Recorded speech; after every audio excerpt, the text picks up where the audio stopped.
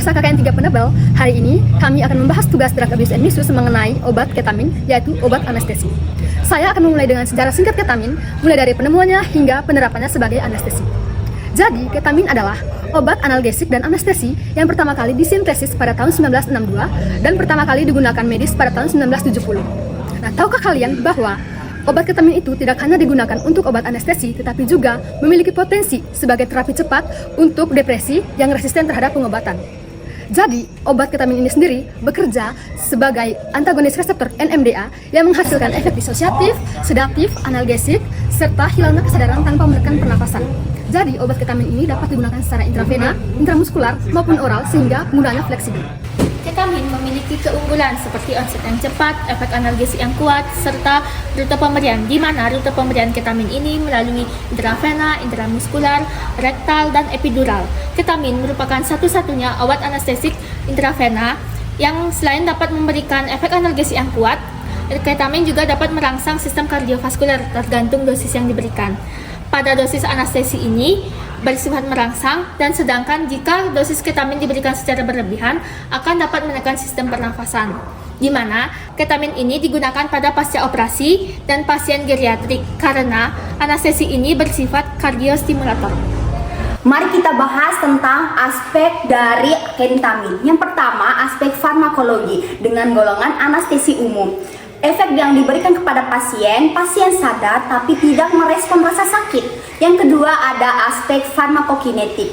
Absorpsinya cepat melalui intravena dan intramuskular. Distribusi obatnya cepat dan menembus sawar otak. Durasi obat bekerja untuk intravena 5-10 menit dan untuk intramuskular 12 menit sampai 25 menit. Yang ketiga ada aspek dari klinis. Ketamin memiliki efek samping yang pertama buruk, yang kedua amnesia, dan yang ketiga detak jantung dan tekanan darah meningkat. Salah satu efek ketamin yang sangat menarik ialah kemampuannya memberikan efek antidepresan yang sangat cepat, di mana ketamin dapat menghasilkan efek antidepresan yang sangat cepat, biasanya dari jam hingga hari, pada pasien yang depresi berat hingga kematian. Hal ini berkaitan dengan peningkatan aktivitas, terutama aktivitas reseptor AMPA dan peningkatan BDNF yang mempengaruhi plastisitas sinaptik. Efek ini menjadi dasar utama pemanfaatan ketamin pada kasus depresi resisten. Efek ketamin lainnya yaitu aktivitas di otak yang dapat diamati melalui EEG atau elektroensefalografi. Penelitian Park dan kawan-kawan pada tahun 2003 menyatakan bahwa penggunaan ketamin dosis rendah secara kronis terbukti dapat mengubah pola spektrum EEG seperti meningkatnya power gelombang alfa dan menurunnya gelombang theta dan beta. Penggunaan aktivitas listrik ini berkolerasi dengan perbaikan gejala depresi dan mendukung hipotesis bahwa ketamin bekerja melalui mekanisme neuroplastisitas. Adapun pendapat dari jurnal Crystal et al. Tahun 2020 dan Zanos and Gold tahun 2018, yaitu penting untuk menyadari efek disosiatif dan potensi ketergantungan ketamin. Efek disosiatif pada dosis subanestetik, ketamin dapat memicu efek disosiatif ringan hingga sedang, seperti persepsi sensorik yang berubah. Efek ini biasanya muncul dalam beberapa menit setelah pemberian dan hilang dalam beberapa jam. Ketamin memiliki potensi untuk disalahgunakan. Penggunaan berulang tanpa indikasi medis dapat menyebabkan risiko substance use disorder. Dikenal juga dengan gangguan penyalahgunaan ketika seseorang menggunakan obat tertentu yang tidak legal. Penting untuk selalu mempertimbangkan aspek regulasi dan pengawasan penggunaannya. Adapun kasus penyalahgunaan ketamin, kasus ini kami kutip dari jurnal yang berasal dari Tiongkok, tepatnya di Juan-O Hospital. Kasus ini ditangani oleh tim medis dari beberapa instansi Fujian, Cina.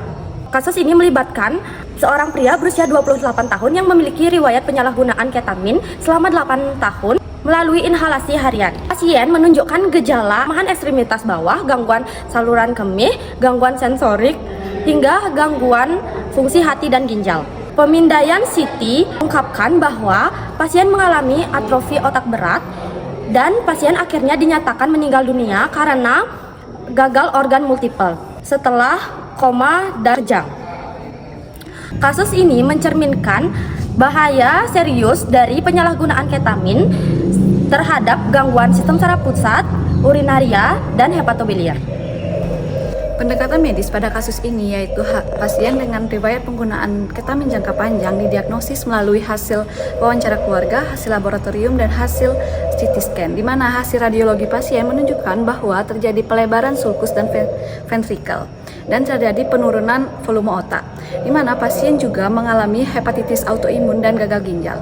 Pasien diberikan perawatan menggunakan steroid, dialisis untuk penyakit gagal ginjalnya, dan pasien juga dilakukan perawatan intensif saat kondisi pasien memburuk.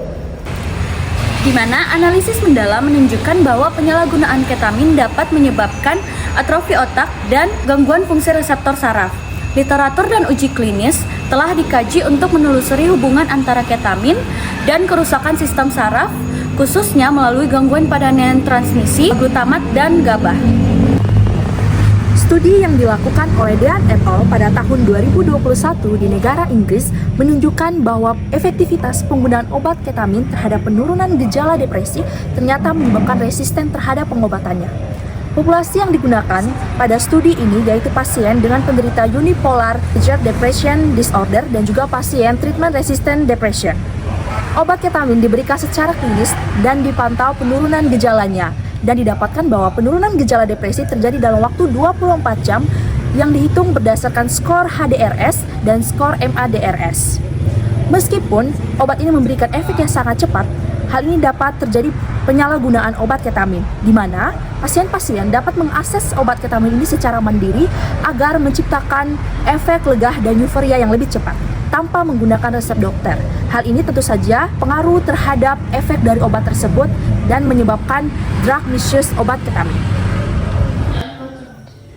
Adanya pendekatan yang bisa dilakukan pada kasus ini meskipun sudah efektif, pentingnya pemantauan secara ketat untuk mencegah penyalahgunaan tetap harus dilakukan. Maka dapat disimpulkan dari adanya kedua kasus ini, penyalahgunaan ketamin selama 8 tahun menyebabkan kematian akibat gagal organ multiple pada seorang pria di Tiongkok. Penyalahgunaan kronis mengakibatkan kerusakan otak berat, sistem saraf pusat, ginjal, hati, dan sistem urania. Meskipun efektif secara klinis, kasus ini menekankan bahaya penyalahgunaan jangka panjang dan perlunya pengawasan ketat serta edukasi publik.